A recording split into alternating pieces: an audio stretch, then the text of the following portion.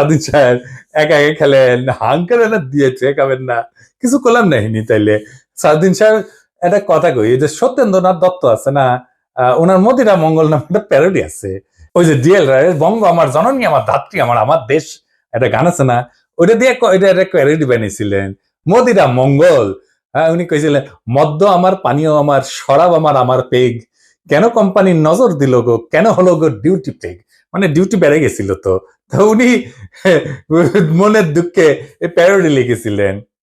তারপরে লিখেছেন, নিরামিষে যকৃতটা শুধু বৈরাগী সম করিছে শেখ, রাগ্গি আমার, মাগ্গি আমার, ভাগ্যি আমার, আমার পেগ।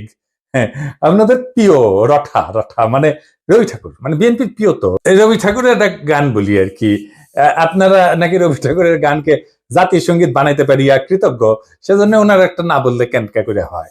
মানে চিরকুমার সভা একটা লেখা আছে, ওরা অক্ষয় বলে একজন চরিত্র আছে, ওই গাইতেছে, ওই গাইছে কি জানেন, অভয় দাও তো বলি আমার উইস্কি, মানে ইচ্ছা, অভয় দাও তো বলি আমার উইস্কি, 100 টাকা সোডার জলে বাকি 3 পোয়া হুইস্কি। হ্যাঁ, আমাকে না একবার খাওয়ায় না সালদিন সাহেব, 100 টাকা সোডার জলে বাকি 3 পোয়া হুইস্কি খাওয়ায়, এটা আমার উইশ থাকলো আপনার কাছে। পুরা বাংলাটা নিজে তো ভাড়া করেছিলেন, তো বাংলাদেশি টাকায় কত, 1.5 লাখ টাকা মাসে। আবার একজন পার্সোনাল অ্যাসিস্ট্যান্ট ছিল, ম্যানেজার ছিল, 2জন কেয়ারটেকার ছিল, 2জন মালি ছিল, একটা হাইলি সিকিউর্ড এরিয়া, কাছেই এয়ারফোর্সের অফিস, আর কয়া হয়েছে একটা গোয়েন্দা সংস্থার অফিস, আমরা ধারণা করি এটা রয়ের অফিস। কে রাখলো ওখানে ওনাকে?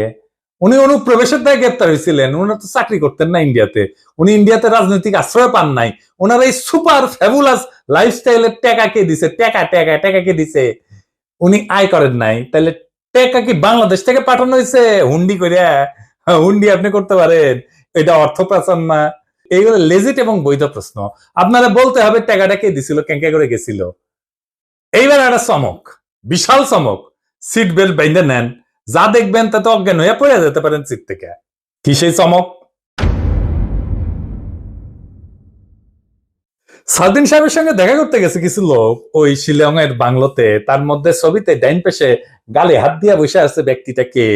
হ্যাঁ, ব্যক্তিটা গুরুত্বপূর্ণ, কারণ সালাউদ্দিন সাহেবের সাথে সকল মিটিং এ তার উপস্থিতি দেখা যায়, সে ঠিক ওই একই চেয়ারে বসে।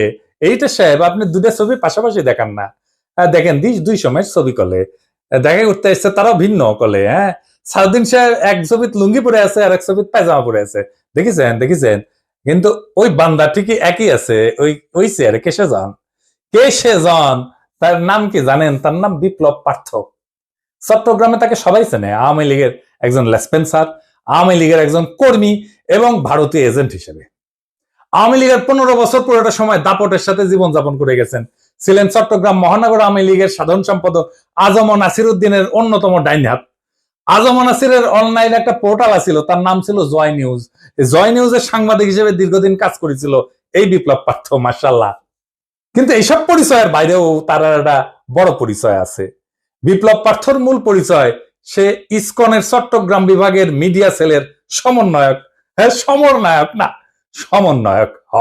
হ্যাঁ, এটা আবার গৌরবে ফেসবুকে ঘোষণা দিয়ে প্রচার করেছিল সে।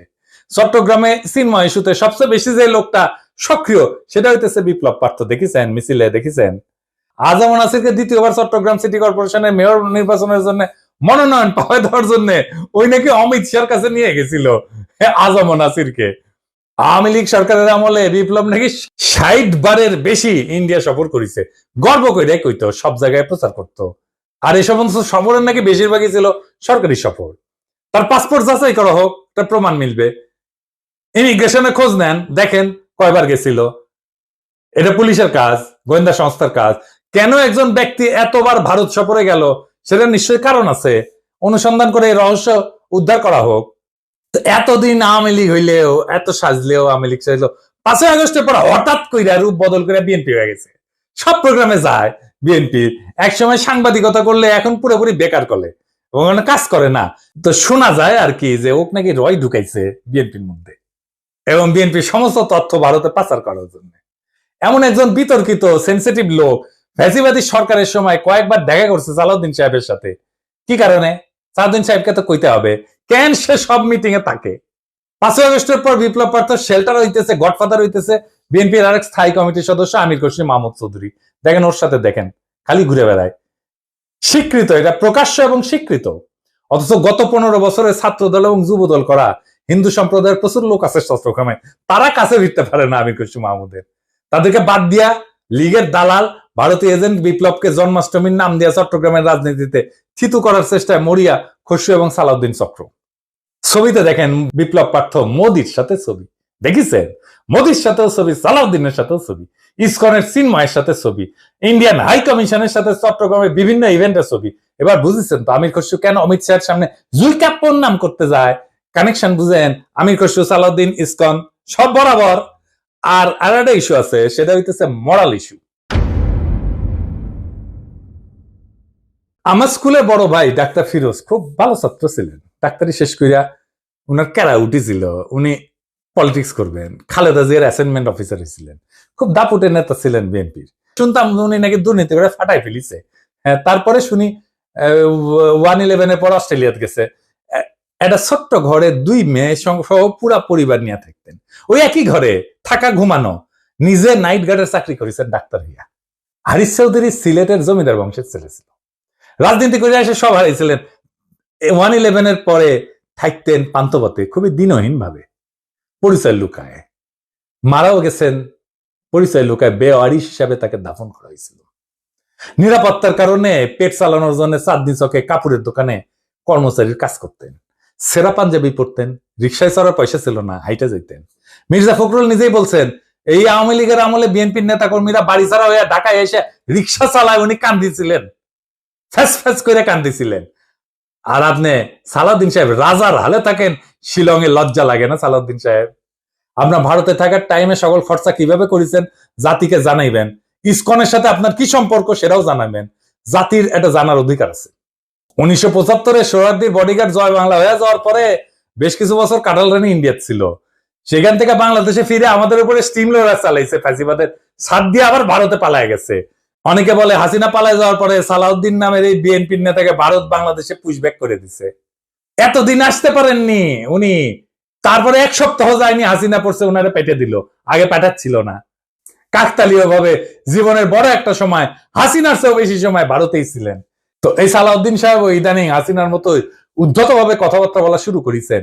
সামনে ওনাকেও সম্ভবত আমরা হাসিনার প্রতিবেশী হিসেবে ভারতে দেখতে পাবো, মাশাআল্লাহ। সালাউদ্দিন সাহেব, মানুষ আপনারা ইন্ডিয়ান মাল বলে, আপনি শুনেন না, কিন্তু ক্যামেরা ঠিকই শুনে।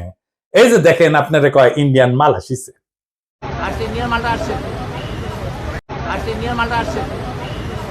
একজন নেতার চেহারা, পোশাক, স্টাইল, ফ্যাশন এ সমস্ত ইতিহাসের পাতায় জায়গা করে নেয় না। ইতিহাস মনে রাখে নেতৃত্বের সততা, আত্মত্যাগের পরিমাণ, আর সেই নেতার অবস্থান দুর্দিনে কোথায় ছিল। সালাউদ্দিন আহমেদ নিঃসন্দেহে গুমের শিকার হয়েছিলেন, সেই সময় দেশবাসী তার জন্য কাঁদছে। কিন্তু একজন মজলুম যখন বিলাসের চাদরে নিজেকে মুড়ায় ফেলেন, যখন নিজের গুমের বিচার আন্তর্জাতিকভাবে দাবি না কইরা তার রাজনৈতিক মূলধন বানায় ফেলেন, তখন প্রশ্ন ওঠেই। এবং এই প্রশ্ন তার ব্যক্তিগত না, সমগ্র বিরোধী দলের নৈতিক ভিত্তির উপরে আঘাত আনে।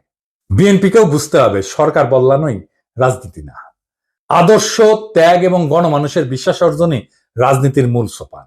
আর সেই বিশ্বাস অর্জনের পথে সবচেয়ে বড় বাধা যদি হয় নিজের দলে থাকা সদ্য ভুক্তভোগী, ছায়া সুবিধাভোগী কিংবা 21 শতকের গেস্ট হাউস রেভলিউশনারি, তাহলে শাসক পরিবর্তন হইলেও শাসন ব্যবস্থা বদলায় না।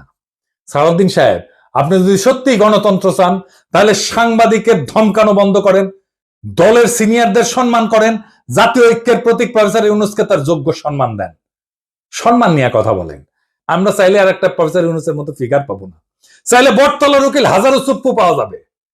এসালমের ছায়া থেকে বেড়ায় আসেন, আর সাহস থাকলে আন্তর্জাতিক অপরাধ ট্রাইব্যুনালে গিয়া বলেন আমি গুম হয়েছিলাম, বিচার চাই। কারণ মানুষ আর একজন হাসিনা খুঁজতেছে না, তারা খুঁজতেছে এমন একজন নেতা যে প্রহসনের মুখোশ পইরা ট্র্যাজেডিকে উপহাস করে না। মানুষ ইতিহাসের পুনরাবৃত্তি চায় না, তারা ইতিহাস বদলাইতে চায়। তাই সিদ্ধান্ত আপনার সালাউদ্দিন সাহেব, আপনি ইতিহাস হবেন না আর একটা ব্যঙ্গাত্মক পুনরাবৃত্তি হবেন? আপনি বিশাল নেতা, আমরা অতি ক্ষুদ্র পিঁপড়া, কিন্তু মহাকালে যখন আমরা কেউই থাকবো না, সেই সময় এই ভিডিও থাকবে, প্রশ্নগুলো থাকবে, ইতিহাস জানবে। কেউ কেউ প্রশ্ন জারি রাখছিল, কেউ কেউ সবকিছু মেনে নেয় নাই। এইভাবে জাতি চ্যালেঞ্জ করবে সেই দলটাকে যারা আগামী সরকার গঠন করতে চায় একটা রক্তাক্ত বিপ্লবের পরে, যে বিপ্লবের আকাঙ্ক্ষা ছিল ভারতীয় আধিপত্যবাদ মুক্ত একটা দেশ, সেই দেশে যদি আবারও কারো ছায়ায় আসে সেই পুরনো ভারতীয় শকুন, সেই দলকে, সেই ব্যক্তিকে রুখে দেওয়া প্রত্যেক দেশপ্রেমিক বাংলাদেশের কর্তব্য। ইনকিলাব জিন্দাবাদ।